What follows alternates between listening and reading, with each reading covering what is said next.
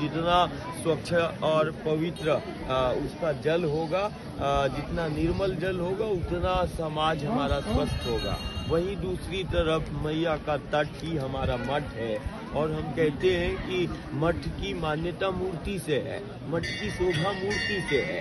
ऐसी नर्मदा मैया के तट की शोभा इन पेड़ पहाड़ों से है, झाड़ों से है। तो हम इस साधना समर्पित करते हैं कि ये जो तट हमें दिखाई दे रहा है ये जीवंत मठ है, जिस मठ से हमारा जीवन है, हमारा अस्तित्व है और जिस मठ पर गुरु गोविंद और शंकर प्रत्यक्ष है वो नर्मदा मैया का तट है।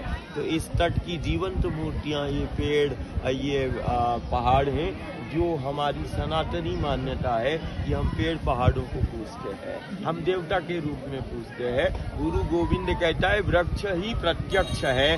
और ये नर्मदा मैया की परिक्रमा हम गांव-गांव से, घर-घर से एक ही प्रार्थना कर रहे हैं कि अविरल हो माँ नर्मदा की जलधारा, निर्मल हो माँ नर्मदा की जलधारा। माँ हमारा अस्तित्व है, माँ से हमारा जीवन है और सिर्फ जीवन ही नहीं, ये माँ है जो हमें जीना सिखाती है, हमारे गांव नगर को आत्मनिर्भर बनाती है। तो एक तरफ नर्मदा मैया की सेवा है ये परिक्रमा के दौरान, दूसरी तरफ अपनी माटी से प्रेम करो, अपनी माटी का मान करो, अपनी माटी से जुड़कर जीने की बात करो। तो माटी का मान है और दूसरी तरफ उन गौओं का संरक्षण और संवर्धन। दादाजी, परिक्रमावासी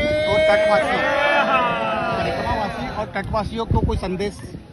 हम रोज ही बोलते हैं कि परिक्रमावासी और तटवासी एक हो जाए, तो मुझे लगता है कि ये माटी की धरा की, धेनु की और नर्मदा की सेवा हो जाएगी।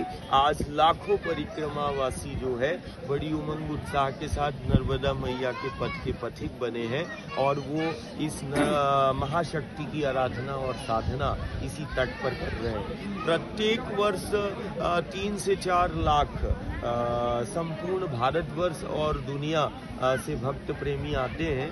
जो 4 से 5 लाख के आसपास होंगे वाहन और पैदल।